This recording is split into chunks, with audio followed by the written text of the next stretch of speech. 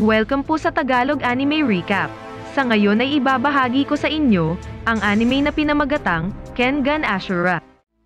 Isang gabi, habang naglalakad ang nagngangalang Yamashita Kazu sa isang eskinita, napansin niya ang dalawang lalaki na naglalaban. Sina Takita Oma at Komoda Shigeru. Inaasahan ni Yamashita na si Komoda ay siyang magwawagi sa kanilang laban dahil sa laki nito. Gayunpaman, napakabilis ni Oma at walang kahirap-hirap na iniwasan ang mga pag-atake ni Komoda. Nang hinamon ni Komoda si Oma na direkta siyang atakihin, madali niya itong tinamaan ng suntok sa mukha at binali ang kanyang siko. Sinubukan ni Komoda na gumanti ngunit tinapos siya ni Oma sa pamamagitan ng kanyang malalakas na sipa na tumama sa kanyang mukha. Tinanong ni Yamashita si Oma kung ano ang kanyang pangalan. Sinabi naman ni Oma at inalok siya na makipaglaban, ngunit tumanggi si Yamashita. Dahil sa matinding engkwentro, napunta si Yamashita sa isang bahay aliwan para ilabas ang kanyang pananabik, isang bagay na hindi pa niya nagawa noon. Ang panunood ng laban na yon ay nagparamdam muli sa kanya ng pagkabuhay. Nang napapagalitan na naman siya ng boss niya sa Nogi Publications dahil kulang siya sa kota, naiirita siya at gusto niyang lumaban katulad ni Oma para mabigyan siya ng paggalang. Sa oras na ito, may dumating at ipinaalam na hinahanap ng presidente ng Nogi si Yamashita. Siya ay dinala sa kanya. Doon, nakilala niya si Nogi Hideki, ang may-ari ng Nogi Publications. Tinanong ni Nogi si Yamashita tungkol sa conflict resolution, bago inilunsad ang kasaysayan ng Kengan Association sa paggamit ng karahasan upang malutas ang anumang salungatan na nagmumula sa pagitan ng iba't ibang mga proyekto. Kalaunan ay nagresulta sa one-on-one match sa bawat proyekto kasama ang napili nilang manlalaban bilang kinatawan. Si Yamashita na bagamat sa una ay hindi naniniwala ay itinalaga ni Nogi na maging tagapamahala ni Oma. Kamakailan lamang ay kinuha siya ni Nogi upang palitan ang kanilang dating manlalaban. Si Komoda na siyang tinalo ni Oma sa simula ng anime. Sa labas, sinubukan ni Yamashita na pigilan si Oma sa pakikipaglaban sa palagay na ito ay isang illegal ngunit hindi niya magawa. Sa kanyang tahanan, nagmonolog si Yamashita tungkol sa kanyang sitwasyon sa buhay. Siya ay 56 na taong gulang at nagtrabaho sa Nogi Publications sa loob ng 34 na taon, ngunit ang kanyang panganay na anak na si Yamashita Kenzo ay 25 taong gulang at hindi lumalabas sa kanyang silid. Mga 3 taon nang hindi nakita ni Yamashita ang kanyang mukha. Iniwan siya ng kanyang asawa 10 taon na ang nakalilipas, at ang bahay na pag-aari niya ay mayroon pang 15 taon na natitira upang mabayaran. Pagdating sa isang abandonadong mansyon kung saan nakatira si Oma, laking gulat ni Yamashita nang makita siyang duguan. Ang dugo ay galing sa baboy ramo na pinatay ni Oma at niluluto niya ito para sa kanyang pagkain. Habang kumakain, 2 estranghero ang pumasok sa mansion. Ang isa na humahamon kay Oma sa isang labanan ay si Iwan Karaev. Siya ay isang sikat na Russian kickboxer. Tinanggap naman ni Oma ang hamon ng hindi nagdalawang isip. Nagsimula ang laban at si Iwan ay nagbigay ng isang high kick. Si Oma ay umiwas at sinipa si Iwan sa kanyang singit na nagpabagsak sa Russian. Ang kanyang kasama ay sumulong at nilaslas ang lalamunan ni Iwan. Pagkatapos ay ipinakilala niya ang kanyang sarili bilang si Rihito. Siya ang magiging kalaban ni Oma sa susunod na Kengan match. Sa laban, ang una nilang nakatagpo ay ang presidente ng Yoshitaki Real Estate na nagngangalang Yoshitaki Yoshiro. Siya ang sponsor at ang pumili kay Rihito para kumetawan sa kanyang kumpanya. Ipinaliwanag ni Akiyama Kaide kay Yamashita na ang nakataya sa laban ay ang karapatan sa pagtatayo ng isang nakaplanong 100 bilyong halaga ng tore. Ipinaliwanag din ni Nogi Hideki kay Yamashita na ang mga dumalo ay ang mga kinatawan ng mga kumpanya sa Kengan Association. Naroon sila upang iulat ang mga resulta at pumusta din sa laban. Ang karamihan ay nagalit sa simula dahil si Komoda Shigeru ay wala sa kaganapan at humihingi sila ng isang seryosong labanan. Kinwestiyon ni Kaide ang pagpili ni Nogi kay Oma bilang isang manlalaban kung saan hindi niya ito binalaan tungkol sa mga abilidad ni Rihito. Simple lang ang naging sagot ni Nogi. Kung hindi manalo si Oma dito ay hindi na siya kakailanganin. Naghahanda sina Oma at Rihito sa arena hanggang sa nagsimula ang laban. Walang gumalaw sa dalawang manlalaban ngunit patuloy na tumitig sa isa't isa. Nagmamasid at hinihintay ang tamang oras upang umatake habang nagrereklamo ang madla sa kawalan ng aksyon. Biglang sumulong ang dalawa, nagbitaw si Oma ng unang suntok ngunit nilabanan ni Rihito ang suntok sa pamamagitan ng pagdiin ng kanyang ulo para mawalan ito ng puwersa. Kalaunan ay nasa kalamangan si Oma at napabagsak niya si Rihito. Ngunit nahiwa ni Rihito ang kanyang braso at dibdib gamit ang kanyang mga daliri na kasing talim ng razor. Nakuha niya ang kanyang abilidad na ito dahil sa kanyang extraordinaryong pinch strength. Habang nagpapatuloy ang laban, nakapunto si Rihito ng ilang sugat laban kay Oma. Gayunpaman, nananatiling kalmado si Oma sa kabila ng pagkawala ng maraming dugo. Patuloy ang pag-atake ni Rihito ngunit isang malakas na sipa ang kanyang natanggap mula kay Oma kung saan muli siyang bumagsak sa sahig. Sa pagkakataong ito ay hindi umabante si Oma. Kinutsa siya ni Rihito at ipinamukha niyang nagawa niya ulit sugatan ito sa pamamagitan ng paghawak sa kanyang binti habang tinanggap niya ang sipa. Kalaunan ay isiniwalat ni Rihito na hindi niya itinuturing ang kanyang sarili bilang isang tao, dahil sa kanyang napakalakas na grip at ganon din ang kanyang kakayahan sa pakikipaglaban. Sinabi ni Rihito kay Oma ang kanyang tunay na pangalan. Siya si Ichiro Nakata na kinuha ang codename bilang superhero. Habang patuloy na nagyayabang si Rihito, kinukutya siya ni Oma na sinasabing ang tunay na bayani ay kaunting magsalita. Ipinahayag din niya na nakahanap siya ng kontra sa abilidad ni Rihito kaya't ito ay nataranta. Sumigaw si Yoshiro kay Rihito upang ibigay ang pangwakas na suntok. Nang umatake si Rihito, iniwasan ito ni Oma sa pamamagitan ng paggamit ng open hand grip upang mawalan ng puwersa ang pag-atake ni Rihito at mapigilang makapinsala ito.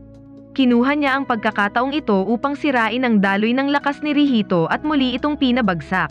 Sa pagkakataong ito ay tinapos ni Oma ang laban sa pamamagitan ng pagpadyak sa mukha ni Rihito at nagresulta sa kanyang pagkapanalo. Sina Oma, Yamashita, at Kaide ay nagdiwang sa pagkain. Tinanong ni Kaide si Oma kung ano ang nagtulak sa kanya upang lumaban, dahil ang pera ay hindi talaga katumbas ng sakit at potensyal na kamatayan. Ipinaliwanag niya na nais niyang itatag kung sino ang mas malakas sa pagitan niya at ng kanyang kalaban. Tinanong ni Kaide kung bakit iyon ay sapat na pangangatwiran, isinasaalang-alang na maaari siyang mamatay kung siya ay matalo. Si Oma ay tumugon na walang posibilidad na mangyari ang bagay na iyon. Ngunit ang tunay na dahilan ay gusto ni Oma na talunin ang taong nagngangalang Kiryu Setsuna. Sa isang universidad na pag-aari ng grupong Koyo Academy na miyembro din ng Kengan Association, tinalo ni Kiryu ang lahat ng kalahok sa Battle Royale na ginanap upang piliin ang kinatawan ng grupo. Ang chairwoman ng Koyo na nagngangalang Shien ang tumanggap sa kanya bilang kanilang manlalaban. Samantala, inaayos ni Nogi ang panghuling pagsubok para kay Oma laban sa isang 57 Stray Queen na manlalaban. Naghanda si Oma na labanan ang manlalaban na kumakatawan sa Gandai Group na si Seki Bayashi Jun. Siya ay isang malaking profesional na wrestler. Ang laban ay ginaganap sa isang underground parking lot. Si Oma ay agad na umatake sa kabila ng kagustuhan ni Seki Bayashi na makipag-usap muna. Ngunit ang kanyang mga suntok ay kaunti lamang ang epekto dahil sa napakalaking katawan ni Seki Bayashi. Sa kalaunan ay tumama ang isang malakas na sipa ni Seki Bayashi kaya't si Oma ay tumilapon sa isang kotse.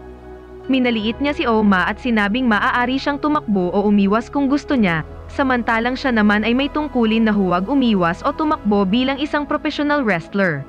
Tapos ay tinawag siyang magsasaka. Pagkatapos ay gumanti si Oma at mukhang seryoso. Nakuha niya ang kalamangan hanggang sa sinabi ni Seki Bayashi na siya ay nagbibiro lamang. Tapos ay binuhat at hinampas si Oma sa sahig. Patuloy na ginulpi ni Seki Bayashi ang walang malay na si Oma. Nang sabihin ng isang manonood na natalo na si Oma, kinwelyuhan siya ni Yamashita at hiniling na bawiin ang kanyang sinabi tapos ay sinigawan na hindi maaaring matalo si Oma. Ngunit ang lalaki ay natigilan. Habang malapit nang tapusin ni Seki Bayashi si Oma, makikita natin siya habang mag-isa at napapaligiran ng mga sinding kandila. Hinipan niya ang mga ito at bigla siyang nagising. Binali ang mga daliri ni Seki Bayashi tapos ay tumalon na tila ba may sumapi sa kanya. Nagsimula siyang lumaban ng lampas sa kanyang karaniwang estilo. Pinapanatili ang walang humpay na mga suntok at patuloy na tinanggap ni Seki Bayashi. Sinubukan ni Seki Bayashi na sunggaban si Oma ngunit nagawang iwasan ito at na-counter ng isang sipa kaya napaatras si Seki Bayashi. Dalawang bagong manlalaban ang dumating sa laban, sina Wakatsuki Takeshi at Imai Kazmo. Sila ay nagkomento na si Oma ay mas lalo pang lumakas. Ngunit bumalik si Seki Bayashi, binigyan siya ng dalawang malalakas na pag-atake hanggang sa sumugod si Oma para salubungin ang paparating na atake ni Seki Bayashi. Tinamaan siya sa windpipe, Pinutol ang daloy ng oxygen sa kanyang utak at natalo siya. Sa pagtatapos ng laban, nag-alok ang manonood na makipag-inuman kasama si Yamashita. Biglang dumating si Katahara Metsudo, ang chairman ng Dai Nippon Bank at ang presidente rin ng Kengan Association. Binati niya si Oma sa pagkapanalo. Tumayo si Seki Bayashi na tila hindi napinsala mula sa labanan at kinilala si Oma na isang malakas na manlalaban. Nabunyag na ang dahilan sa likod ng laban na yon ay upang makuha ang pag-aproba ng Gandai Group para sa panukala ni Nogi na simulan ang kompetisyon ng Kengan Association Presidential Promotion. Ang kompetisyon na ito ang magpapasya kung sino ang uupo bilang chairman ng Kengan Association. Para sa CEO na mananalo ang kanyang manlalaban, may karapatan siyang pumili ng susunod na chairman ng asosasyon. Pagkatapos ay idineklara ni Metsudo ang simula ng death tournament na pinahihintulutan ang bawat miyembro ng asosasyon na lumahok at irehistro ang kanilang pinakamalakas na manlalaban. Hindi bibigyang pansin kung saan ito kabilang, maging siya ay isang boksingero, isang martial artist o kahit namamamatay tao. Si Oma ay labis na nasasabik na sinasabing ang isang partikular na tao na 10 taon niyang hinihintay ay lalahok sa tournament na ito. Makalipas ang ilang araw sa gusali ng Nogi Group, sinasakal ni Oma si Nogi Hideki dahil hindi siya pinili bilang manlalaban na kakatawan sa kumpanya para sa Annihilation Tournament. Pagkatapos ay dumating si Hetsumi Sen at ipinakilala ang kanyang sarili bilang kinatawan ng Nogi Group sa tournament. Pinigilan niya si Oma sa pagsakal kay Nogi at sinabing siya ay masyadong mahina at lubhang nasugatan para makapasok sa tournament. Inis na inatake siya ni Oma ngunit walang kahirap-hirap na iniwasan ni Sen ang lahat ng kanyang mga pag-atake. Binanggit ni Kaide na si Sen ay may record na 39 wins at 15 losses sa Kengan. Sinabi ni Sen na tinulugan niya ang 9 na beses, sa 4 na beses ay di na niya sinipot, at sa 2 pang beses ay kanyang nakalimutan, kaya nagkaroon siya ng loss record. Pagkatapos ay mukhang sinapian na naman si Oma tulad ng nakaraan. Inatake niya si Sen ngunit nakaiwas ito at nagbigay ng isang sipa.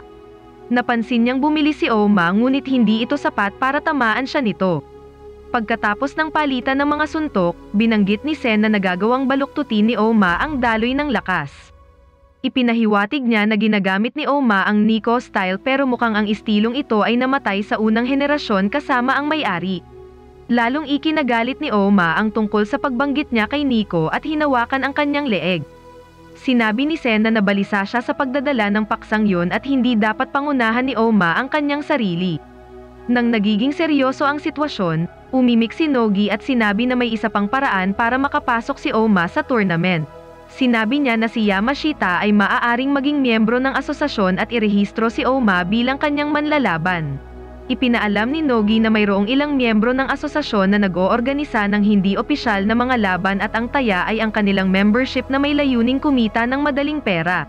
Pagkatapos ay binigyan niya si Yamashita ng 100 milyon na kinakailangan upang makilahok sa sinabing labanan. Tinangka ni Yamashita na tumanggi ngunit hinikayat ni Oma na tanggapin ito. Haharapin ni Oma si Yokota sa laban. Siya ang manlalaban ng CEO ng Ushitama Food Services na ginagamit ang kanyang membership bilang pain para kumita. Tinalo ni Oma si Yokota sa isang suntok lamang at ang panalong ito ang nagbigay kay Yamashita ng membership sa Kengan. Nalaman ng kanyang anak na si Kenzo ang tungkol dito, sinasabing ito ang magsisilbing daan sa kanilang pagtatagpo. Si Masahiko na presidente ng Undermount Incorporated ay tinawagan ni Kenzo, dito napagtanto na siya ang tunay na pinuno ng kanilang korporasyon. Ipinaalam niya kay Masahiko na sasali sila sa tournament at kukuha sila ng manlalaban mula sa kilalang Kure Clan, isang liga ng mga assassin na sikat sa mundo ng mga kriminal. Maya-maya ay nakikipag-inuman si Yamashita kasama ang manonood na nakilala niya. Binati niya si Yamashita sa kanyang pagiging miyembro ng asosasyon. Sinabi sa kanya na ang bawat miyembro ay pinag-uusapan ang misteryosong Yamashita Corporation na bagong dating sa asosasyon. Ipinakilala niya ang kanyang sarili bilang Ken, ang CEO ng sikat na Kinokuniya bookstore. Sasali rin sila sa tournament kasama ang kanyang manlalaban na si Himuro Ryo. Si Oma ay ganap ng gumaling at nakapaghanda para sa susunod na laban. Nagbabalik tanaw siya sa panahon kung saan si Tokita Nico ang kanyang master at kinikilalang ama. Pinatay siya ng isang lalaking nagngangalang Taira Genzan. Biglang sumulpot at lumapit kay Oma ang apprentice ni Genzan na si Kiryu Setsuna. Ipinahayag nito na siya mismo ang pumatay kay Genzan at sa halip ay dapat ipaghiganti ni Oma ang kanyang master sa kanya. Sinaway siya ni Oma at tinawag siyang isang taong naligaw ng landas. Sinabi niyang hinanap lang niya si Genzan para patunayan na mas magaling siya kaysa kay Nico, at ang pagdurog kay Kiryu sa tournament ay magagawa rin niya. Ikinatuwa naman ni Kiryu ang kanyang mga binitawang salita. Nang iwanang mag-isa, naging full psycho si Oma at sinabing wawasakin niya ito. Sa tahanan ni Yamashita, iniwan niya ang gagastusing pera ng kanyang anak na si Kenzo. Hindi siya pinapansin habang kinakausap niya ito sa pamamagitan ng kanyang pinto na nagsasabing aalis siya para sa 10 araw na business trip. Pagdating sa isang luxury cruise ship na dapat maghatid sa kanila sa isla kung saan gaganapin ang tournament, si Yamashita kasama ang iba pang business owner ay ipinadala sa isang nakakatakot na barko. Ibinunyag sa kanila na magkakaroon ng preliminary battle royale doon para piliin kung sino ang papasok sa main tournament. Nang si Kaide na sekretarya ng Nogi Group ay nagdala kay Oma ng tubig, siya ay nakulong sa battle royale area. Iginiit niya na ipagtanggol siya nito hanggang sa matapos ang laban at iginiit na kasalanan niya kung bakit siya nakulong doon. Madaling pinabagsak ni Oma ang ilan sa mga kalahok na nagpasyang magsanib puwersa para siya ay pabagsakin dahil alam nilang maaari siyang maging problema sa tournament. Nasa barko rin si Rihito at sasali rin sa tournament sa ilalim ng kanyang sariling pangalan. Pinahusay ni Rihito ang kanyang razor edge. Madali niyang pinuksa ang isang manlalaban sa daan nang hindi kinakailangan ng puwersa. Nang mapansin niya si Kaide, tinanong niya ito kung may boyfriend na siya. Bagamat gusto ni Rihito na maghiganti kay Oma sa kanilang huling laban, sa halip ay nagpasya siyang makipaglaban kasama si Oma upang pareho silang makapasok sa main tournament at labanan ang isa't isa doon. Magkasama nilang ipinagtanggol si Kaide at matagumpay na tinalo ang kuyog ng mga kalaban. Gayunpaman, nabaling ang kanilang atensyon kay Jerry Tyson na isang Detroit native habang ito ay lumipad ng mabilis na parabang rocket patungo sa ibang manlalaban. Ang kanyang abilidad na ito ay dahil natuto siyang gayahin ang mga sandata. Mabilis niyang inatake ang mga kalaban at pinabagsak ang mga ito. Bagaman si Oma ay patuloy na iniwasan ito at kalaunan ay nilayon niya si Jerry patungo sa isang pader, ngunit itinulak lang niya ang sarili nito para bumalik ng mas mabilis. Ngunit inilalagay siya nito sa direksyon kung saan matatamaan si Kaide kaya sinubukan niyang pigilan ang kanyang sarili. Bago umabot kay Kaide, gumamit si Oma ng Nico-style technique na tinatawag na indestructible. Natutunan niya ang technique na iyon mula sa kanyang master na si Nico at ginamit ito para ilihis si Jerry. Muling umatake si Jerry ngunit muli siyang sinalubong ni Oma gamit ang indestructible na nagpabagsak sa kanya sa sahig at siya ay natalo. Samantala, pinagtripan ng nagngangalang sa Wade Kizaburo si Rihito hanggang sa nabunyag na 5 fighters na lang ang natitira sa loob lamang ng 15 minuto. Lahat sila ay mapupunta sa susunod na yugto ng tournament. Ito ay sina Sawada, Rihito, Oma, Yoshinari at Hasad. Pagkatapos, nabigo si Yamashita dahil hindi siya tumaya. Ang lahat ng mga tao na inakala niyang mananalo ay talagang nanalo, at mababayaran na sana ang kanyang utang. Mula sa luxury ship, si Kiryu Setsuna ay nanonood gamit ang kanyang telescope. Natutuwa siya na nakaligtas si Oma para makaharap nila ang isa't isa. Pagkatapos ay tinanggap ni Katahara Metsudo ang 5 fighters sa main tournament. Bagamat hindi niya direktang ininsulto si Hasad sa sinabing gustong malaman nito kung bakit sila lang ang nalagay sa preliminaries, siya ay nagalit na parabang siya ay minamaliit. Sinubukan ni Hasad na salakayin si Katahara ngunit siya ay sinipa at napaalis sa barko sa isang iglap sa pamamagitan ng isa sa mga special bodyguard ng presidente. Sa nakaraan, nagsama sina Oma at Yamashita para makapasok sa Life and Death Tournament ng Kengan Association para mapatunayan ni Oma na siya ang best of the best fighter. Nagawa niyang mag-cruise ship sa pamamagitan ng non-official na laban sa Kengan at masecure ang kumpanya ng Yamashita bilang opisyal na partner ng Kengan, at sa ngayon ay naging bahagi sila ng cruise ship patungo sa tournament. Sa wakas ay dumating si Yamashita sa luxury cruise ship. Siya ay bittersweet sa kanyang pangarap noong siya ay bata pa kung saan dumalo sa gayong magarbong kaganapan ngunit narating niya lamang ito dahil sa napakaraming utang na kanyang natamo. Dumating si Nogi kasama si Hatsumi upang batiin si Oma para sa kanyang tagumpay. Ngunit tinanggihan ni Oma si Nogi at sinabing hindi na niya ito kailangan dahil nagawa niyang ipasok ang kanyang sarili sa tournament. Kasabay nito, Kinukulit ni Rihito si Kaide para sa kanyang phone number. Hirap si Kaide na paalisin si Rihito sa kanyang tabi at sinabihan siyang bumalik sa kanyang boss. Si Rihito ay tumugon na siya ay papasok sa tournament sa ilalim ng kanyang sariling pangalan bilang CEO at fighter ng kanyang kumpanya.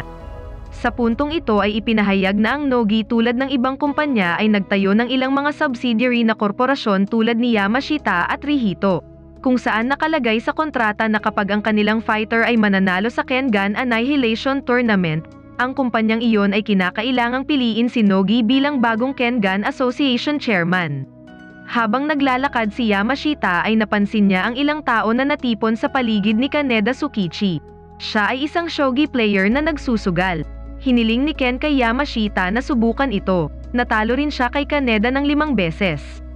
Dumating ang presidente ng Kengan Association at inanunsyo niya na sa loob ng 27 oras ay darating sila sa battlefield at sisimulan ang opisyal na pagpaparehistro ng mga manlalaban. Dagdag nito ang tuntunin na ang mga manlalaban ay hindi maaaring maglaban habang sila ay nasa barko. Kinausap ni Shion si Nogi tungkol sa panuntunan.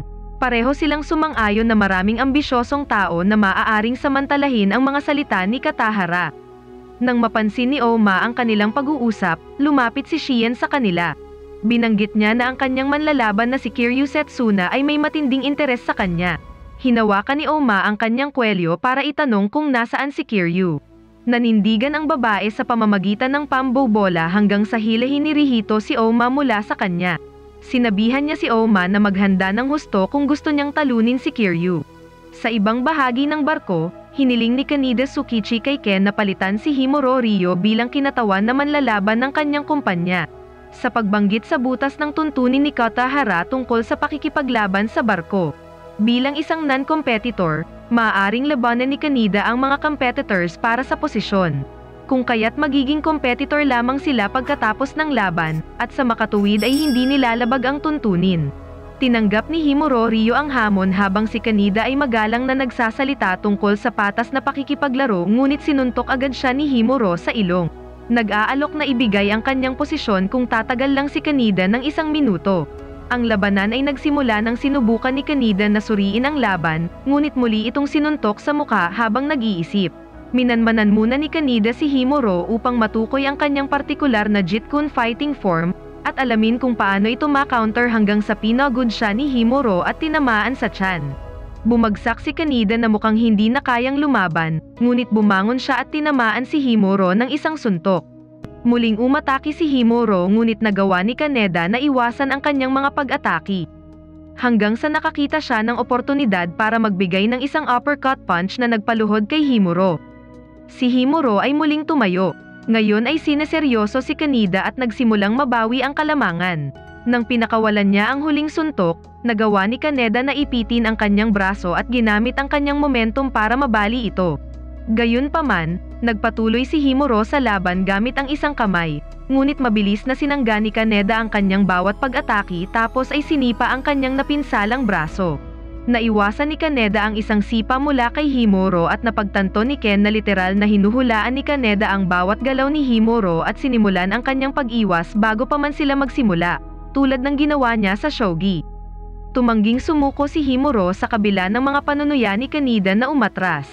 Sa pagmamadali ni Himuro, nakuha ni Kaneda ang pagkakataon na ibagsak ang kanyang ulo sa sahig.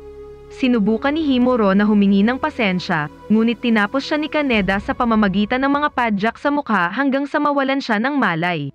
Bagamat nabigla si Ken sa sobrang pambubugbog ni Kaneda, gayunpaman ay nasisiyahan siyang gawin itong bagong manlalaban. Maraming non-competitor na tulad ni Kaneda ang naghangad na labanan ang mga competitor upang makuha ang posisyon. Sa wakas ay nakarating na ang cruise ship sa isla kung saan gaganapin ang tournament. Bago isagawa ang alinman sa mga laban ay gumamit sila ng lottery upang mapili ng bawat kumpanya ang kanilang posisyon at kung kailan nila gustong lumaban. Ang kailangan lamang nilang gawin ay makakuha ng isang mataas na numero at maaari silang pumili ng isang posisyon. Dahil ang manlalaban ng presidente ang pinaka-nakakatakot, siya ang huling lalaban at ang pinakamalakas ang haharap sa kanya. Sa kauna-unahang pagkakataon sa buhay ni Yamashita ay maswerte siyang nakakuha ng mataas na numero. Pumili siya ng isang posisyon na napakalayo mula sa manlalaban ng presidente upang kung maaari ay magkita lamang sila sa huling round. Nang maglaon, sa araw na iyon, lahat sila ay nagtitipon sa rooftop ng cruise ship kung saan si Oma ay sinalakay ng isang taong nakahod. Halos bugbugin na niya ito ngunit biglang napagtanto na ito pala ay isang babae. Ang babae ay kumapit sa kanya at hinihiling na sila ay gumawa ng mga sanggol tapos ay magpakasal.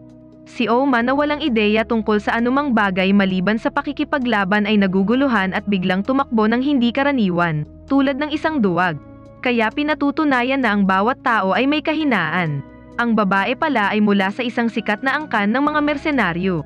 Nang bumalik siya at ipinaalam sa kanyang lolo ang tungkol sa lalaking kanyang nagustuhan, galit na galit ang matanda. Kahit na ang kanyang sariling apo ang lumalapit kay Oma, iba ang iniisip ng lolo at gusto niyang patayin si Oma. Gayunpaman, sa sumunod na araw, si Yamashita ay pumunta sa lugar ng tournament na umaasa na ito ay ang parehong lumang iligal na boxing arena. Ngunit ang lugar ay isang malaking stadium na puno ng mga tao na katulad ng isang World Cup. Hindi lamang iyon, ang mga pinuno ng buong mundo ay dumating upang panoorin ang kompetisyon, maging si Obama ay naroon. Ang mga laban sa Kengan ay tila may mas malalim na ugat kaysa sa anumang iba pang esport sa mundo. Ang unang laban ay gaganapin sa pagitan ng Nishihanji Enterprises at ang tinatawag na Boss Burgers. Ang may-ari ng Boss Burgers ay isang clown. Umupa ng isa sa pinakamahusay na manlalaban sa Amerika na nagngangalang Adam Dudley. Ang manlalaban ay nanalo ng napakaraming match, pinabagsak ang mga kalaban sa isang tama lamang. Pakiramdam niya ay wala na siyang tatalunin, hanggang sa matuklasan niya ang tournament ng Kengan at dito rin ay nanalo ng 21 laban ng sunod-sunod. Para sa Nishihanji Enterprises, isang jujutsu master na nagngangalang Imai Cosmo na kilala rin bilang hari ng mga strangler ay ipinadala para sa labanan. Matapos ipahayag ng isang magandang babaeng announcer ang dalawang manlalaban, nagsimula na ang laban. Agad na sinamantala ni Cosmo ang pagkakataon at nagpakawalan ng sunod-sunod na kaliwat kanang pag-atake hanggang sa napunta sa sahig ang laban. Ngumiti si Adam at binigyan ng isang suntok si Cosmo. Dahil sa bigat ng impact, kahit na nagawang harangan ito ay tumilapon pa rin siya. Sa kabila ng tama, muli siyang tumayo at ang dalawa ay naglunsad sa isa't isa ng kanilang mga huling pag-atake. Kahit si Cosmo ay lamang sa bilis, sa halip ay tinanggap niya ang buong lakas ng suntok ni Adam na tumama sa kanyang mukha. Binuhat siya ni Adam at nagbigay ng isa pang malakas na suntok. Sa sandaling bumagsak siya sa sahig, patuloy niya itong binugbog. Nang himasok ang referee at itinigil ang laban. Sinubukan ni Adam na makipagtalo ngunit napagtanto niyang bahagyang nag-hallucinate siya. Nakita ni Adam ang kanyang sarili na walang malay sa pamamagitan ng isang triangle choke. Sa sandaling ito ay nananaginip talaga si Adam. Natalo na siya. Idineklara ang Nishihanji Enterprises bilang unang nanalo. Ang susunod na laban ay sa pagitan ng Nintendo at Wakasa Life Insurance. Para sa kumakatawan sa Nintendo, ipinadala ang isang manlalaban mula sa bansa ng Nepal na nagngangalang Haro. Ang manlalaban ay may taglay na hindi kapanipaniwalang lakas ng tao at nagkaroon ng isang mahusay na pangangatawan. Ngunit nang magsimula siyang magtrabaho para sa Nintendo, siya ay naging mataba, mas lumaki, at ang kanyang kaluluwa ay na-corrupt. Para sa Wakasa Insurance Company, ang isang dating pulis na nagngangalang Akoya ay dumating sa battlefield. Siya ay tinutulungan ng kanyang assistant na si Shanka. Sinusuri ang bawat galaw ng kalaban at nagpapadala sa kanya ng ulat. Nagsimula na ang laban at malaki ang naging epekto ng fitness ni Ayoka sa kanyang naunang dominasyon at si Haro ay tila hindi makapagpatama ng kahit isang suntok sa kanya. Sunod-sunod ang kanyang pag-atake kaya't nahihirapan si Haro na kontrahin ang mga suntok ng dating pulis. Mukhang gumagana ang data ni Shanka ngunit biglang napatigil si Haro. Biglang nagbago ang kanyang mga pattern ng paghinga dahil naalala niya na kung wala ang kanyang tulong ay hindi na makukuha ng kanyang nayon ang mga resources na ibinibigay ng Nintendo. Maliwanag na bagaman maaaring napinsala siya ng pera, ngunit taglay pa rin niya ang orihinal na Himalayan fighting spirit sa loob niya. Sinubukan ni Akoya na sipain muli ang kanyang nanghihinang tuhod ngunit wala itong epekto. Pagkatapos ay pinalipad ni Haro si Akoya sa arena. Hiniling ni Shanka kay Akoya na tumagal pa ng ilang minuto para matapos niya ang muling pagsusuri kay Haro ngunit binalaan siya nito na wala na silang sapat na oras. Habang nagpapatuloy ang labanan, ang bilis ni Haro ay patuloy na tumataas at tila nabawi niya ang kanyang kontrol sa laban. Gayunpaman, Nang muling ilunsad ni Akoya ang kanyang counter-attack, bumigay ang mga binti ni Haro at nakaramdam siya ng matinding pananakit. Pinipilit ni Haro ang kanyang sarili para magpatuloy sa laban ngunit ngayon ay nasa limitasyon na siya at wala nang magagawa pa. Binigyan nito si Akoya ng opening at sinipa siya sa mukha. Idineklara si Akoya bilang panalo.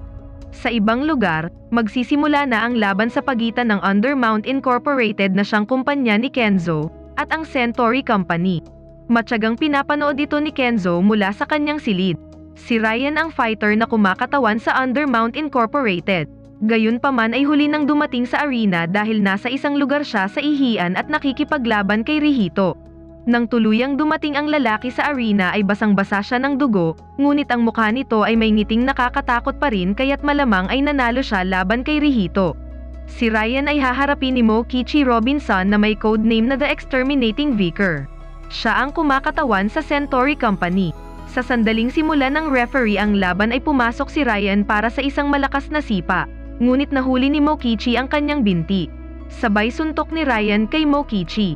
Tila ang dalawa ay perpektong magkatugma at ang labanan ay tila aabutin ng ilang yugto upang matapos. Wala ni isa man sa mga manlalaban ang nagbibigay ng kahit isang pulgadang espasyo sa kanilang kalaban. Nagtataka ang mga miyembro ng Kure Clan kung bakit naglalaro lang si Ryan. Ngunit maliwanag na hindi pa rin ginagamit ni Mokichi ang kanyang buong lakas. Sinubukan ni Ryan na maging isang maruming manlalaban. Itinapon niya ang dugo mula sa kanyang katawan papunta sa mga mata ng kanyang kalaban na pansamantalang bumulag sa kanya. Gayunpaman, nang pumasok si Ryan para sa isang suntok, ang kanyang pag-atake ay natigil sa kalagitnaan. Pagkatapos ay binigyan ni Mokichi ng isang malakas na sipa sa ulo at nagbitaw ng malakas na suntok sa mukha at dibdib habang umiiwas mula sa mga pag-atake ni Ryan. Nang sumuntok si Ryan, hinawakan siya ni Mokichi at hinampas siya sa sahig. Natalo si Ryan at naglakad palayo si Mokichi para ideklara ang kanyang tagumpay. Sa pagkagulat ng lahat, si Ryan ay bumangon at nagsimulang gamitin ang lihim na pamamaraan ng Kure Clan. Pinakawalan niya ito at biglang nag-iba ang kanyang kulay. Pagkatapos ay naghatid ng suntok na nagpalipad kay Mokichi. Si Mokichi ay walang magawa laban sa mabangis na pag-atake ni Ryan hanggang sa sinakal siya. Sa isang maikling sandali, nag-flashback si Mokichi at sinubukang makakuha ng kapangyarihan mula sa mga alaala ng kanyang kaibigan at pamilya ngunit hindi lahat ng anime ay may sentimental na aspeto dito. Kahit na nakawala siya mula sa pagkakahawak, muli siyang hinawakan ni Ryan sa leeg at pinatay. Panalo si Ryan kasama ang Undermount Incorporated. Sa wakas, dumating na ang laban ni Oma kasama ang Yamashita Corporation.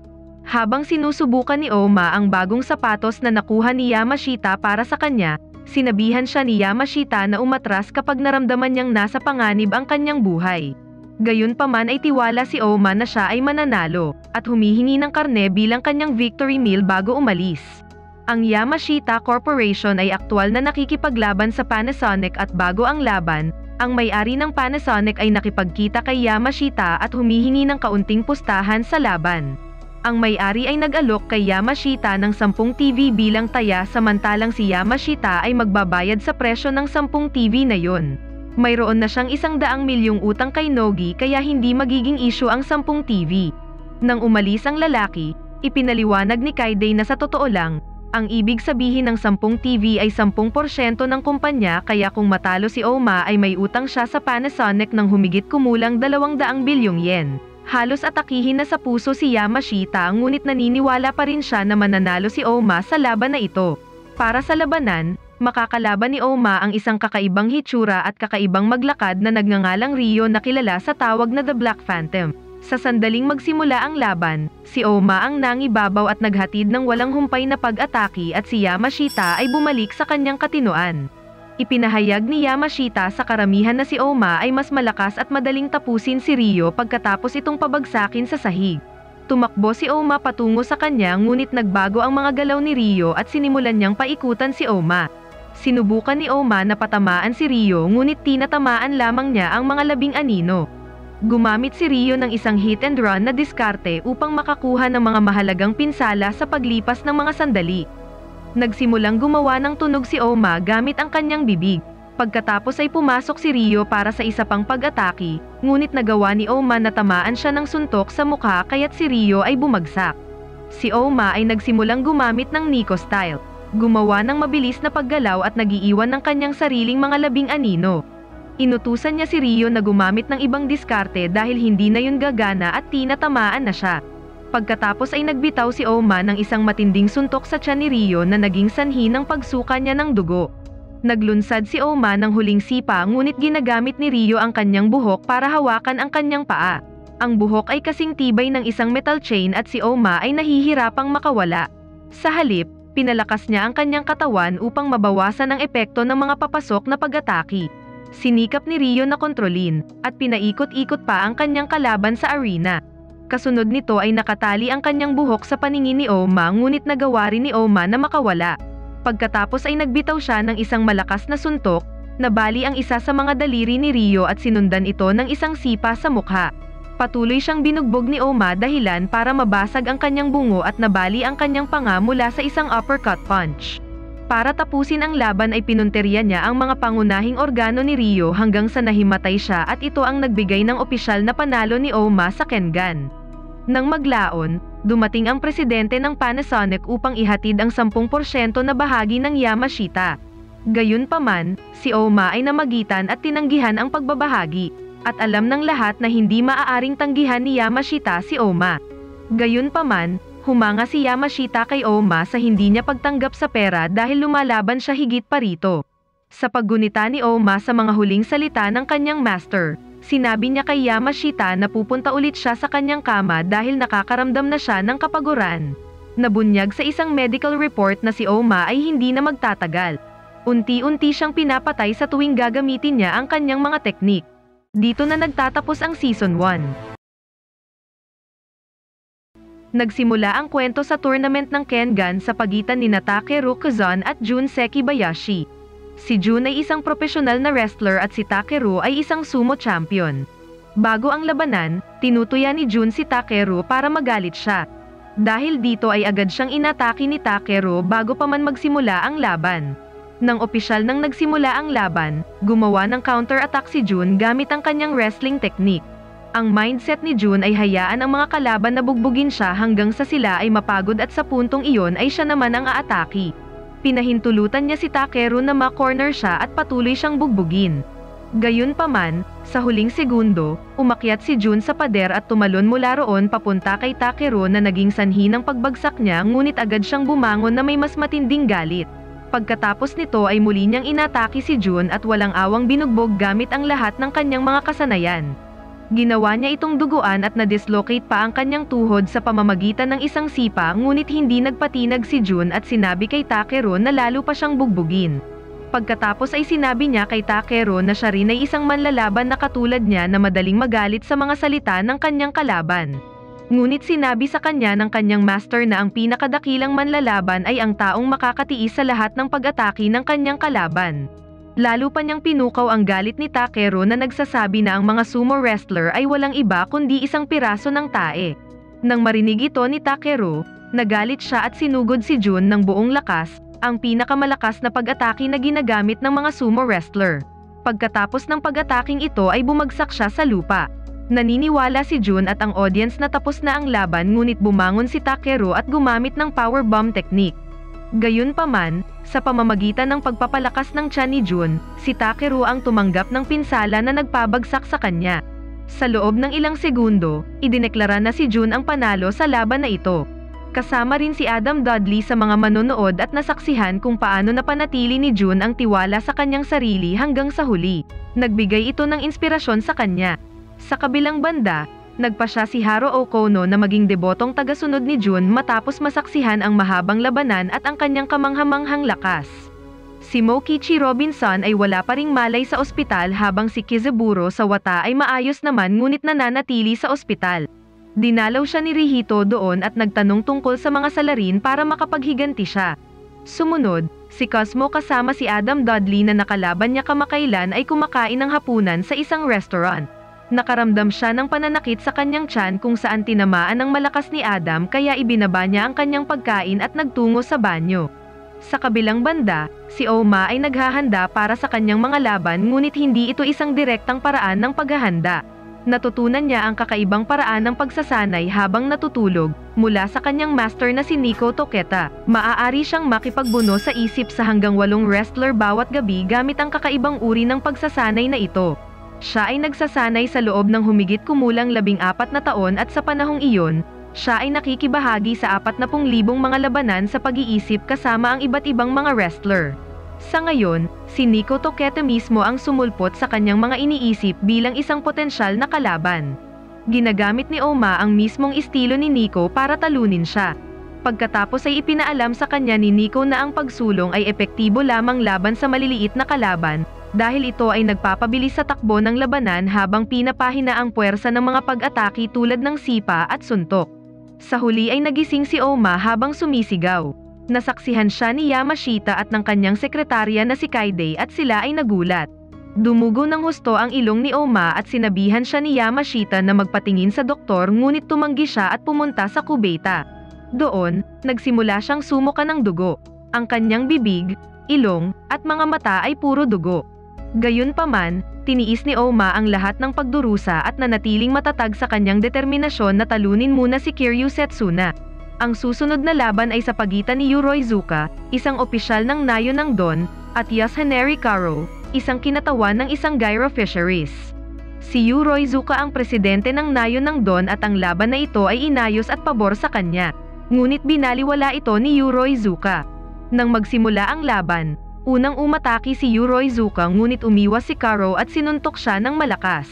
Pagkatapos nito, inatake ni Yoroizuka si Karo ng left waist style, isang partikular na estilo ng pakikipaglaban kung saan patuloy na inaatake ng fighter ang isang kalaban habang walang depensa. Gumanti rin si Karo at sinuntok ang kanyang ulo sa kanyang buong lakas ngunit wala itong epekto kay Yoroizuka habang ang mga daliri ni Karo ay na-dislocate. Inayos ni Karo ang kanyang mga daliri at muling inatake si Yoroizuka ngunit sa pagkakataong ito ay na-muscle siya ni Yoroizuka. At nang malapit na siyang patumbahin, sinuntok siya ni Karo na nagpapakita kung gaano siya kalakas. Pagkatapos ay inatake niya si Yoroizuka at sinimulang bugbugin ng walang awa habang pinagtatawanan ang katotohanan na siya ay isang aso na pag-aari ng Toyo Electric Company. Pareho silang sumugod sa isa't isa para sa huling pag-atake. Nagtagumpay si Yoroizuka sa pagsipa kay Karo sa tiyan ngunit nahawakan ni Karo ang kanyang binti. Pagkatapos ay hinampas siya sa lupa. Inatake siya ni Karo ng bear hug upang tapusin ang mga bagay-bagay ngunit pinakawalan ni Yoroizuka ang kanyang panghuling pag-atake at siniko si Karo sa leeg na siyang nagpabagsak sa kanya. Si Yoroizuka ang nakoronahan bilang panalo. Bagaman naayos na ang laban sa pabor ni Yoroizuka, nahirapan din siya kay Karo. Ang daungan kung saan nagtatrabaho si Karo ay nanganganib na maagaw at si Katsumi lamang ang makakapigil. Kaya inayos ng kumpanya ni Karo ang laban sa pabor ni Yoroizuka. Kasunod ng mga laban na ito, magaganap ang pinakaaabangang labanan ng Kengan Tournament. Ang laban sa pagitan ni Nizu Masami ng Tachijai Destiny Lands at ng mabigat na Rei Mikazuchi ng Gold Pleasure Group. Si Nizu ay isang bihasa, flexible, at malakas na Yakuza wrestler. Sa kabilang banda, si Rei ay gumagamit ng light speed power na naiiba sa lahat ng mga wrestler.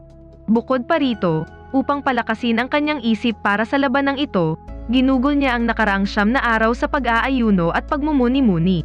Pumasok si Nizu sa battlefield sa kamanghamanghang estilo habang nakasuot ng maskara na mabilis niyang sinira ng isang sipa upang ipakita ang kanyang flexibility. Si Rei naman ay simpleng pumasok nang hindi nagpapakita ng anumang intensyon.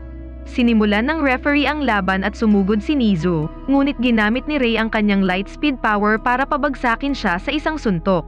At sa gayon, sa loob ng ilang segundo lamang, ang pinakamalupit na laban ay nagtapos at si Rei ay nakoronahan bilang panalo.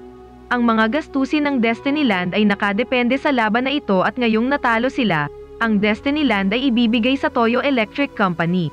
Matapos matalo, nanlumo si Nizu ngunit inaalo siya ni Mikey. Itatampok sa susunod na laban sina Setsuna Kiryu, isang opisyal ng Koyo Academy Group, at Ren Nikaido ng Bayaki News Company. Bago magsimula ang laban, ipinaalam ni Ren kay Kiryu na nagsagawa siya ng ilang pananaliksik sa kanyang estilo ng pakikipaglaban at nalaman na ito ay estilong Koi. Ang tanging layunin nito ay para matakot si Kiryu dahil alam ng kanyang kalaban ang kanyang mga taktika. Nang magsimula ang laban, inilunsad ni Ren ang kanyang unang pag-atake. Kahit papaano ay nakapagbigay siya kay Kiryu ng maliit na peklat, ngunit malubhang nasugatan siya ni Kiryu sa kanyang balikat bilang tugon.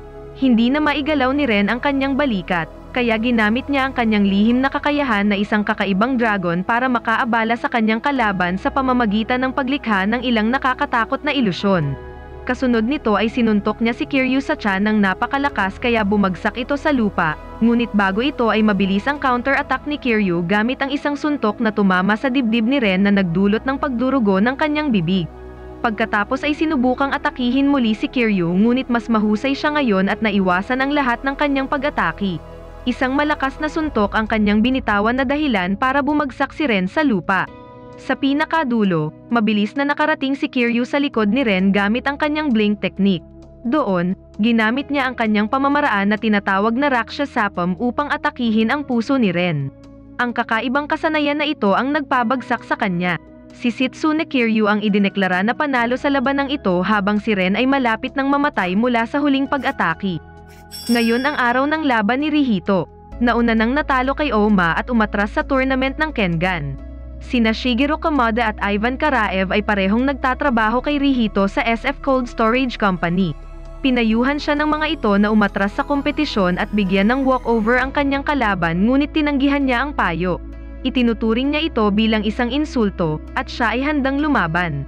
Si Gensai Kuroki ang kanyang makakalaban mula sa Motorhead Motors. Isa siyang makapangyarihang assassin na gumagamit ng Kaiwan fighting style. Sinasabi ni Rei sa kanyang mga kaibigan na ang taong makakaharap ni Rihito ay isa sa pinakamakapangyarihang assassin na katulad ni Agito Kano, ang fighter ng Kengan Association. Nagkaharap ang dalawa at ang laban ay sinimulan ng referee. Si Rihito ang unang umatake, ngunit iniwasan ni Gensai ang kanyang suntok at siya ay napaupo sa lupa bilang tugon. Nang hindi siya sinasaktan, inaalok siya ni Gensai ng pagkakataong umatras sa laban. Sinasabi niya na ayaw niyang mag-aksaya ng lakas sa kanya. Iniisip ni Rihito na minamaliit siya kaya muli siyang umatake at sa pagkakataong ito ay nasugatan niya ang kanyang dibdib. Pagkatapos ay binibigyan siya ni Gensai ng isa pang pagkakataon na umatake at sa kabila ng kanyang pinakamahusay na pagsisikap, hindi niya magawang mahawakan man lang. Patuloy niyang sinusubukang suntukin siya, ngunit ang lahat ng kanyang mga pagtatangka ay hindi epektibo. Sa ospital, pinapanood din ni Kizaburo ang laban sa telebisyon. Matapos ang napakaraming hindi matagumpay na mga pagtatangka, sa wakas ay nagawa din ni Rihito na tamaan ng isang sipa si Gensai na biglang natameme. Nang napansin ito ni Rihito, ipinahayag niya na siya ang pinakamakapangyarihang tao at lumukso upang muling gamitin ang Razor Edge attack. Gayunpaman, bago niya ito magawa, ginamit ni Gensai ang kanyang Kaiwan fighting style upang ilansang ang kanyang mga daliri sa kaliwang dibdib ni Rihito na lubhang nasugatan. Ang Kaiwan fighting style ay ang paggamit ng mga daliri at nagiging napakalakas sa pamamagitan ng patuloy na pagsasanay. Dahil dito, madali niyang nagawang saktan si Rihito. Dahil sa patuloy na pagkawala ng dugo, bumagsak si Rihito sa lupa at sinikap niyang muling tumayo. Gayunpaman, ang kanyang paningin ay lumalabo bilang resulta ng patuloy na pagkawala ng dugo. Ang kanyang pagkilos ay bumagal. Kahit papaano ay nakaya niyang tumayo at naglunsad ng super punch kay Gensai. Gayunpaman, nagising siya ngayon sa isang kama sa ospital na malubhang nasugatan. Si Naoya Okubo ay nakaupo sa tabi niya. Nagtanong siya tungkol sa kinalabasan ng kanyang laban at tumugon na siya ay nabigo sa laban matapos ang isang malakas na suntok mula kay Gensai na nagpabagsak sa kanya sa lupa. Paglabas ni Rihito ng silid ay umiyak siya nang maalala ang pangako niya kay Kizaburo. Lumipat ang eksena sa CEO ng Nogi Group na si Nogi Hideki. Nagpadala siya ng mga assassin sa kanyang mga katunggali para pagbantaan silang sumuko bago ang laban, ngunit nabigo ang kanyang plano. Ito ay laban na ngayon ni Sen Hetsumi ng Nogi Group at Takeyuki Chiba ng Yashatake Real Estate.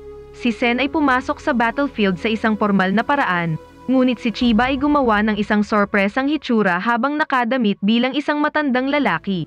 Pagkatapos noon ay hinubad ni Chiba ang kanyang damit at sinabi kay Sen na siya ay tinatawag bilang isang lalaking walang mukha.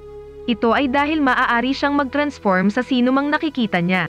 Pagkatapos ay nag-transform si Chiba sa isa pang manlalaban sa madla upang ilarawan ang kanyang mga kakayahan. Kinikilala ni Sen na batay sa kanyang postura ay isa siyang boksingero, ngunit sa sumunod na segundo ay binago niya ang kanyang stance at nag-transform sa katauhan ng ibang wrestler. Dahil dito ay nalilito si Sen. Pagkatapos ay ibinunyag ni Chiba ang kanyang tunay na mukha at ipinaliwanag na maaari niyang kopyahin ang mga galaw ng sino man ngunit kailangan muna siyang makita. Ginaya niya ang halos lahat ng galaw na ginamit ng mga wrestler na nakikipagkumpetensya sa tournament ng Kengan kaya siya ang nag-iisang wrestler sa kanyang liga na talagang kapansin-pansin. Para lamang takutin si Sen, si Chiba ay nagkunwaring nagagawang gayahin ang mga signature moves ng ibang mga wrestler ngunit sa katunayan ay hindi niya ito magawa. Sinimulan ng referee ang laban at inatake ni Chiba si Sen habang gumamit siya ng mga moves mula sa iba't ibang karakter ngunit hindi madaling talunin si Sen ng ganoon lang. Eksperto niyang naiiwasan ang lahat ng kanyang mga pag-atake. Lumipas lamang ang 25 segundo ay mabilis na inatake ni Sen si Chiba ng ilang suntok sa mukha na siyang nagpabagsak sa kanya. Ang laban ay tumagal lamang ng 26 na segundo, isa sa pinakamabilis na laban sa Kengan Tournament. Si Sen ang nanalo sa laban na ito. Dahil nagpadala si Nogi ng mga assassin para pagbantaan ang presidente ng Katunggali bago ang laban, nilapitan si Nogi at binalaan siya at sinabing alam niyang nagpadala siya ng mga assassin. Sinabi niya na magsasampa siya ng reklamo laban sa kanya kasama ang assassin. Ang magiging kapalit ay pareho silang mapapatalsik sa samahan ng Kengan. Matapos marinig ito, kinukutsa siya ni Nogi at ipinaalam na ang assassin ay miyembro din ng Kengan at ipinagbabawal na makipaglaban sa mga pinarusahang miyembro ng Kengan. Kung gagawin niya ito, siya at ang kanyang team ay siguradong ma-blacklist mula sa tournament ng Kengan. Ipinagpatuloy niya sa pagsasabing iyon ay isang panatag sa kanya na siya ay mananalo sa laban kaya naman hindi na niya muling ipinadala ang mga assassin. Pagkatapos marinig iyon, sinindihan niya ang kanyang tabako at lumakad palayo habang nakangiting matamlay. Ang susunod na kompetisyon ay ang laban sa pagitan ni Yohei Bando, isang kinatawan ng Joe Communications, at Hanafusa Hajime, isang doktor mula sa Taito University. Para sa nagawang krimen ni Bando, nakatanggap siya ng sentensya ng kamatayan 25 taon na ang nakalipas. Siya ay binitay ng humigit kumulang 70 minuto ngunit siya ay buhay pa rin. Dahil ang pagbitin ay ang tanging legal na paraan ng pagbitay, siya ay sinubukan para sa kamatayan sa pamamagitan humigit kumulang 45 beses. Ngunit palagi niyang nagagawang makasurvive sa pagpapatunay ng kanyang lakas o maaaring sabihin ng ilan na hindi siya magagapi. Ipinadala siya ng gobyerno sa Kengan Tournament para bigyan siya ng kaunting payback. Sa sandaling magsimula ang laban, sinugod ni Hajime si Bando sa pamamagitan ng isang uri ng pag-atake. Sa partikular na pag-atake na ito, tina-target ng attacker ang mga acupuncture point ng kalaban. Isang malakas na strike lamang sa isang acupuncture point ang maaaring maging sanhi ng pagbagsak ng kalaban. Gayunpaman, paulit-ulit na tinamaan ni Hajime ang mga acupuncture point ni Bando ngunit hindi siya nagtagumpay sa pagtama sa tamang punto ng may sapat na puwersa. Matapos ang ilang mga bigong pagtatangka, inatake niya ang leeg ni Bando sa pagtatangkang pabagsakin siya ngunit ang sarili niyang mga daliri ay nabali. Ipinapakita lamang nito kung gaano kalakas si Bando at kung bakit siya nakaligtas sa 45 beses na pagbitay sa kanya. Ngayon ay malinaw na kay Hajime na ang leeg ni Bando ay mas flexible kaysa sa una niyang naisip. Nang napansing naguguluhan si Hajime, ipinakita ni Bando ang ilan pang kakayahan upang takutin siya. Pagkatapos ay inilunsad ni Hajime ang kanyang huling pag-atake kung saan hinugot ang espada na ginawa niya sa kanyang mga kamay mula sa mga buto ng kanyang mga binti.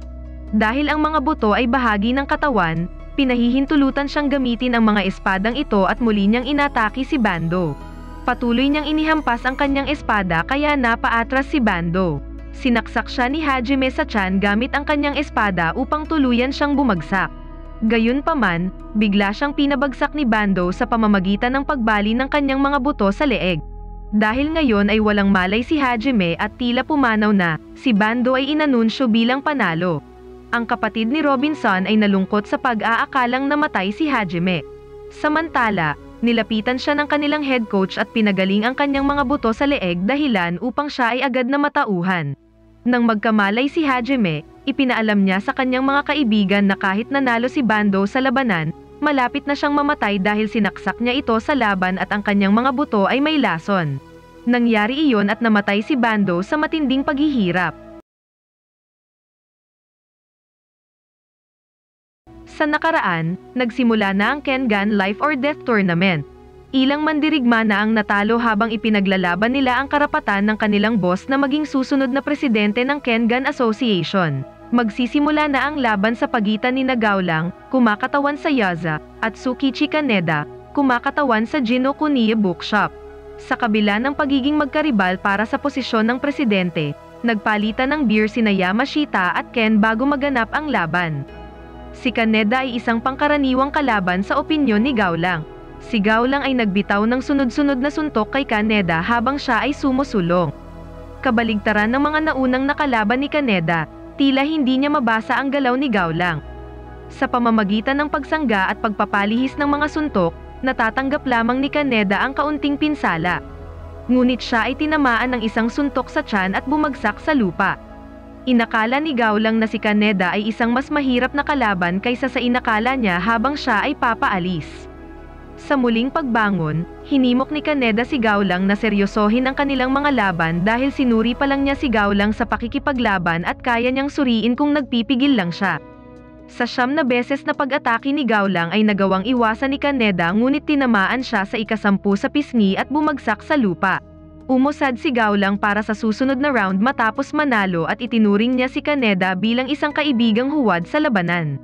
Iginagalang ni Ryu ang kapasidad ni Kaneda na suriin ang mga kalaban na mas malakas kaysa sa kanya, upang magamit niya ang diskarte at mapagtagumpayan ang mga ito. Sa ilang kadahilanan, idinagdag pa ni Ryu na kung si Kaneda ay isang babae, hahalikan niya ito. Ang madla ay sabik na naghihintay sa debo ni Fang habang ang huling laban sa unang yugto ay magsisimula na. Itinapat siya laban kay Naoya mula sa Muji Television Network kung saan tiwala sa kanyang sarili na siya ang magwawagi. Pumasok si Fang bilang kumakatawan sa Dane Upon Bank. Tinukso ni Naoya si Fang sa pamamagitan ng pagtukoy sa kanyang sarili bilang huling boss na dumiretso sa ulo ni Fang. Nagsimula ang labanan at nagpalitan ng kontrol sa isa't isa. Naghiwalay ang dalawa at parehong umataki. Napunta sa ground ang laban at si Naoya ang nasa ibabaw. Sunod-sunod ang kanyang mga suntok sa kawalan ng tugon ni Fang. Oras na para makita ang tunay na lakas ni Fang. Ang sabi ni Metsudo, habang ginagamit ni Fang ang kanyang balakang ay para makawala mula kay Naoya. Ngumisi si Fang at ipinahayag na nakita niya ang lahat ng diskarte ni Naoya at dahil dito ay tapos na ang laban para sa kanya. Sinamantala ni Naoya ang pagkakataon na saktan si Fang. Binomba niya si Fang at hindi siya binibigyan ng pagkakataong ipagtanggol ang kanyang sarili, sa pamamagitan ng pakikipagbuno, paghagis, at pagsuntok. Sa kabila ng superioridad ni Fang kay Naoya, maaaring manaig ang huli. Ngunit nakaligtas si Fang sa isang nakamamatay na sipa mula kay Naoya sa pamamagitan ng pag-relax sa bawat muscle ng kanyang katawan para ikalat ang malakas na impact. Pagkatapos ay tumayo siyang muli na may kakaibang mukha. Ngayon, si Fang naman ang umataki kay Naoya. Walang humpay siyang nagbitaw ng kaliwat kanang suntok. Umilag si Naoya ngunit sinalubong niya ang isang siko. Pagkatapos ay ni-wrestling siya upang tapusin ang laban. Nagpahayag siya ng pasasalamat kay Naoya sa pagpapalakas sa kanya, hanggang sa siya ay nanumbalik sa pagiging kalmado at matagumpay na umalis. Nagising si Naoya sa isang kama sa ospital at nag-iisip kung paano talunin ang isang taong nag-evolve sa kalagitnaan ng laban. Samantala, nakasalubong ni Oma sina Wakatsuki at Fang. Minaliit siya ni Fang at sinabihang mahina kaya nagalit siya at sumugod ngunit na-knockout siya ni Fang. Habang si Oma ay nakahandusay sa sahig, sinabihan siya na matatalo siya kay Ryan, ang susunod niyang makakalaban. Habang si Oma ay nasa pagsasanay, nababagabag siya sa mga pangitain ni Nico na patuloy na sumusulpot sa kanyang harapan. Nakuha ni Nico ang kanyang atensyon sa katotohanan na nawawalan ng kakayahan si Oma dahil nagdududa siya sa kanyang sarili. Bulalas ni Oma na hindi siya makapaniwala sa mga pamamaraan na itinuro sa kanya ng isang patay na tao. Tumugon si Nico sa pamamagitan ng pagtiyak na matatalo si Oma kay Ryan sa ganitong kaisipan. Sa pagpapatuloy ng Kengan Tournament, maghaharap si Akoya at Cosmo. Sa pagkabigla ng lahat, si Cosmo ay tumayo ng tuwid sa kabila ng karaniwang pananatiling mababa para sa pakikipagbuno. Nakapatama ng ilang suntok si Cosmo kay Akoya ngunit tumanggi siyang mag-strike sa tuwing iiwang bukas ni Akoya ang kanyang sarili dahil alam niyang isa itong bitag. Ibinigay ni Hayama kay Akoya ang utos na magpatibay ng posisyon tulad ni Fang. Aabangan ang bawat kilos ni Cosmo tapos ay magbitaw ng sunod-sunod na mga pag-atake. Unti-unting mawawala ng lakas si Cosmo. Salamat sa diskarte ni Hayama. Gayunpaman, dinala ni Cosmo si Akoya sa kanyang comfort zone at nagtatangka ng kanyang signature triangle choke. Sa unang pagkakataon, hindi siya nagtagumpay sa kanyang pagtatangka dahil pinipigilan ng braso ni Akoya ang mabulunan. Naghanda si Akoya na kontrahin ang pagdala sa kanya sa ground sa pamamagitan ng pag-atake sa parehong segundo. Ngunit naantala ang signal ni Hayama. Sinabi ni Akira na nakikinig siya sa pag-uusap nila ni Akoya sa radyo. Iginiit niya na si Hayama at Akoya ay bumaba sa pwesto dahil ang kanilang reputasyon ay nakataya. Ngunit sa arena ay mukhang si Cosmo ay nasa bingit ng tagumpay sa alinmang paraan. Sa radyo, ipinaalam ni Akoya kay Hayama na ang nakaraang pagkakamali niya ay ang magiging huli. Nakawala si Akoya mula sa rear naked choke attempt at nagtamo ng pinsala sa braso si Cosmo. Habang sinisiguradong magagalaw pa niya ito, dumiretso si Akoya sa kanyang mata. Sa mas marahas na pagkilos, nagutom si Akoya at kinagat ang hita ni Cosmo. Samantala, nilinaw ni Hayama na ang kanyang layunin ay pigilan si Akoya na mahulog sa isang nakamamatay na galit, sa halip na turuan siya kung paano manalo. Kinagat ni Akoya ang hita ni Cosmo at pagkatapos ay iniluwa ito pagkatapos nguyain. Si Cosmo na hindi naging handa sa gayong kalupitan ay nagsimulang manginig sa takot. Napailalim siya at ayaw makipaglaban sa gayong demonyo. Sumigaw siya na sesuko na siya. Gayunpaman, pinasok ni Akoya ang kanyang braso sa bibig ni Cosmo upang pigilan siya dahil gusto niyang magpatuloy ang laban. Ang labanan ay bumaba sa isang sesyon ng pampublikong pagpapahirap, sa paglagos ni Akoya sa kanyang hinlalaki sa pagitan ng mga tadyang ni Cosmo upang isa-isahing baliin ang mga ito. Nahimatay si Cosmo sa sakit at bumalik na lamang sa kanyang kamalayan mula sa isang suntok ni Akoya sa kanyang mga nabaling tadyang. Sa kabila ng pagnanais ng referee na ihinto ang laban, hindi niya ito maaaring gawin dahil napakalaki ng pusta para gumawa ng ganoong tawag ng walang malinaw na komunikasyon mula sa manlalaban. Lumalabo ang paningin at nawala sa kamalayan, si Cosmo ay binisita ng kanyang master na si Mitsuyo Koreishi. Nagtanong si Mitsuyo tungkol sa kanyang motibasyon sa pakikipaglaban at sinabi lang ni Cosmo na nag-e-enjoy siya dito at gusto niyang malagpasan siya balang araw. Sinabi ni Mitsuyo sa kanya na sa kaisipan na mag-enjoy sa pakikipaglaban ay hinding-hindi niya ito magagawa. Biglang kumilos si Cosmo at kinagat ang braso ni Akoya. Walang kibo na agad lumayo. Napagtanto ni Cosmo na ang kanyang pakikibaka para mabuhay ay walang moral na implikasyon. Siya ay lumalaban upang manaig. Naguguluhan si Akoya sa biglaang pagbabago ng kaisipan ni Cosmo. Nagdadaldal pa rin tungkol sa hustisya. Inangat ni Akoya si Cosmo mula sa lupa sa pamamagitan ng paghawak sa leeg, ngunit ang kanyang mata ay sinundot sa pamamagitan ng isang sipa sa mukha. Nawala sa paningin ni Akoya si Cosmo at nalinlang siya sa harap ng referee. Sa isang iglap, si Cosmo ay sumakay sa kanyang likod at nag-attempt ng rear naked choke. Hindi sumuko si Akoya at inunahan niya si Cosmo sa pamamagitan ng paghampas sa pader ng paulit-ulit hanggang sa tuluyang dinurog sa lupa. Kasunod nito ay naglunsad si Akoya ng panghuling suntok sa walang malay na katawan ni Cosmo. Ngunit nalinlang siya ni Cosmo sa area kung saan siya bihasa. Habang sinisiguro ang kanyang chokehold, walang awang sinimulan ni Akoya na suntukin ang kanyang napinsalang tadyang ngunit walang balak sumuko si Cosmo. Pagkatapos ng ilang sandali ng katahimikan, dahan-dahang itinaas ni Cosmo ang kanyang kamay at idineklara siyang panalo.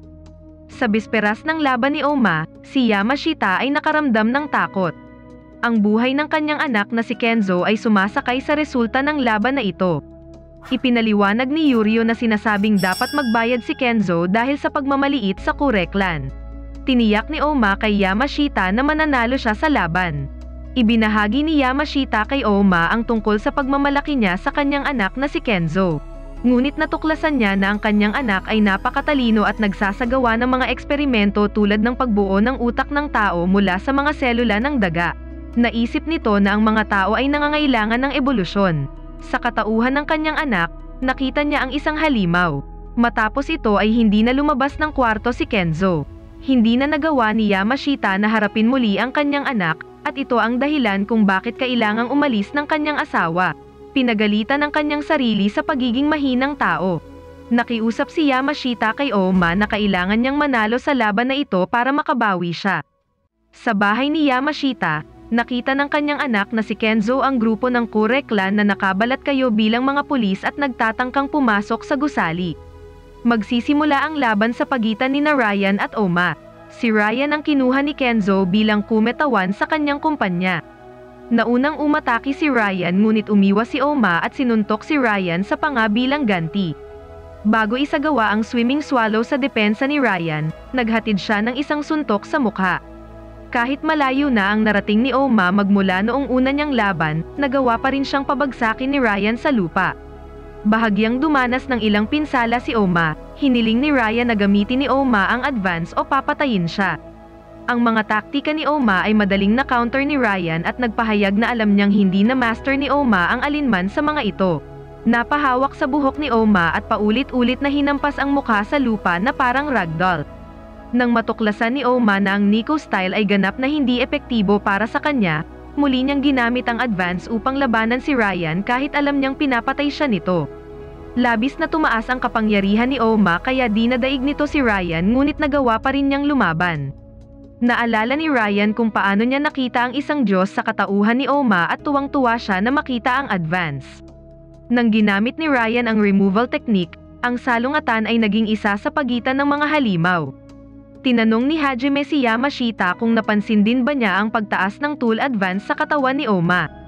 Habang tumataas ang kanyang pulse rate, tumataas din ang kanyang lakas. Binanggit din niya kung paanong ang pamamaraang ito ay lubhang nakakasira sa kanyang kalusugan. Desperado na sinubukan ni Yamashita na makipag-ugnayan sa kanyang anak na si Kenzo, sa pag-asang umatras siya at ma-forfeit ang laban. Si Kenzo ay nasa kustodiya na ng Kure Clan. Nang bumalik si Yamashita sa arena, nakita niya si Oma na hindi gumagalaw habang nakahandusay sa lupa. Sumigaw si Kiryu mula sa itaas na ang isang Diyos ay hindi maaaring patayin at hinikayat si Oma na tumayo muli. Tatapusin na sana ng referee ang laban ngunit nagbanta si Ryan na papatayin siya. Habang si Oma ay walang malay, si Nico ay muling sumulpot at pinayuhan siya na palakasin ang kanyang angking lakas nang hindi ginagamit ang kanyang advance. Ibinuhos ni Yamashita ang kanyang pagmamalasakit kay Oma hindi lamang para sa kapakanan ng kanyang anak, kundi pati na rin sa pagiging guilty niya sa pagtulak kay Oma para lumaban para lamang sa kanyang kapakanan. Lumuhod si Yamashita at ipinaalam na si Oma ay isang bayani para sa kanya. Dahan-dahang tumayo muli si Oma na sinasabing masyadong maingay si Yamashita.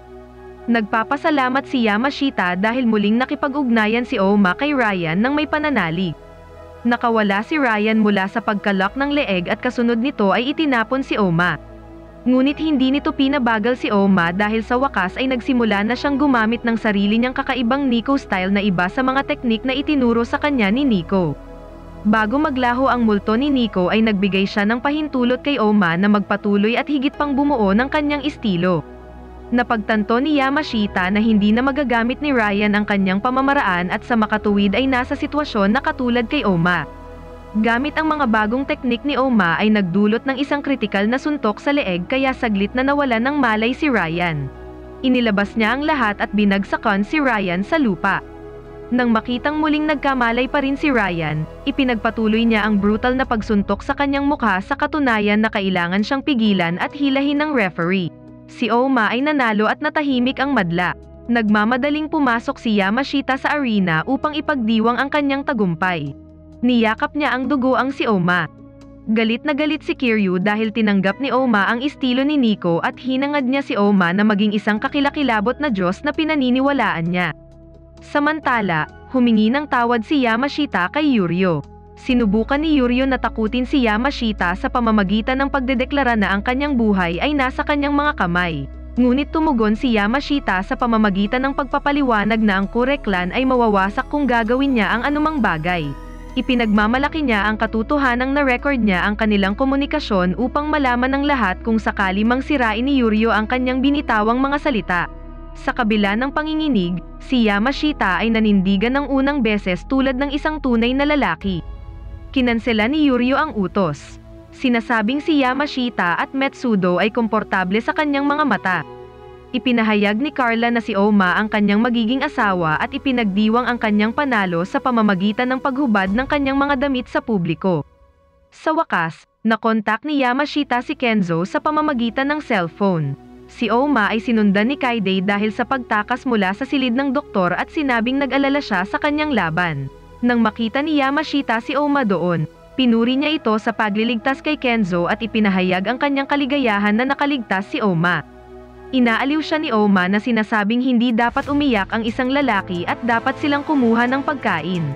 At dito na natapos ang Season 2. Siguraduhing mag-subscribe sa aming channel para kapag ang ikatlong season ay maipalabas, gagawan din natin ng recap. Salamat sa inyong suporta.